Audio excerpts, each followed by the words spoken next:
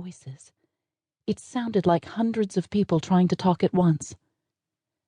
Sophie jerked to attention, trying to identify the interpreter, or whatever it called itself. Her hearing as sharp as a sword, Sophie went from her normal olive-colored skin to white in less than a second. "Walter," she whispered, knowing it couldn't be, yet she'd clearly identified his voice as one among many. Maybe she was cracking up, losing touch with reality. Maybe it was time to give up the ghosts, move on to something more earthbound. The others gaped at her. "Sophie?" Toots said in a normal tone. "What did you just say?" "Nothing." Sophie shook her head, hoping to clear what she thought she heard. She scanned the room, still jam-packed with the translucent balls of light, trying to distinguish exactly where this so-called voice was coming from. "Liar," Toots said in a low tone. "Shh," she said. Sophie leaned closer to the table, wrenching her neck into a position so precarious that it actually made a popping sound. "Are you okay?" Toots asked.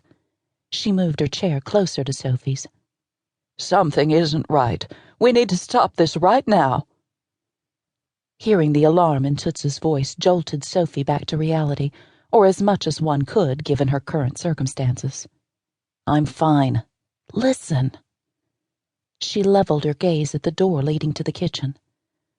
The high-pitched garble in the room thundered in their ears, sounding like thousands of hoofbeats pounding against the earth.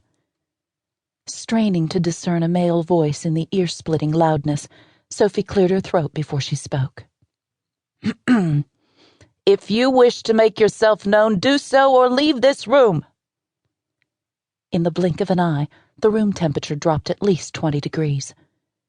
Shivering with fear, yet wanting to clarify what she'd thought was a voice from the past, Sophie drew her strength from Toots, who'd placed her hand on top of hers, sort of like their secret handshake. The anomalies began to disappear one by one, until there was only a handful of the translucent balls of light hovering several feet off the floor. After several seconds, the voices stopped, and the only sounds in the room were coming from the women themselves, their quickened breaths in and out. One by one, the orbs of light began to take on form.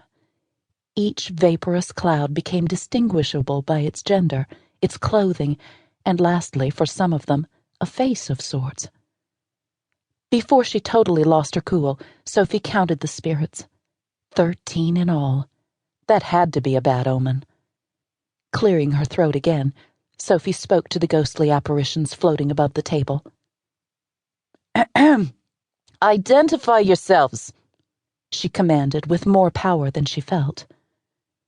The only female, or what Sophie designated as a female, swirled below the others. The misty image wore a flowered print house dress with a V neckline. Several tissues leaked from her large bosom. Long wisps of white hair touched the flounce of her outdated dress. "Oh, my God," Toots said. "It's Mrs. Patterson? But how? She's not—" Sophie careened around so fast her neck popped again. She'd be in a body cast if this kept up. The old woman, void of the dentures she wore in life, smacked her waxen lips together. "Dead?" A cold mist passed through her lips when she spoke. "Then where's Snuffy? Is she dead too?" The old woman looked at Toots as if she knew the answer to her question.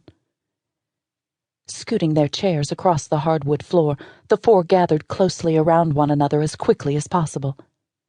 In a raspy voice, Toots demanded, "Is this for real? If I remember correctly, Snuffy was Mrs. Patterson's cat." Sophie nodded, asking, "Who the hell is Mrs. Patterson?" "My neighbor in Charleston, but I'm not sure she's actually dead," Toots whispered. Ida and Mavis hovered side by side, hands gripping one another. Sophie and Toots examined the hazy, mist-like woman levitating just above the table. She didn't appear to have any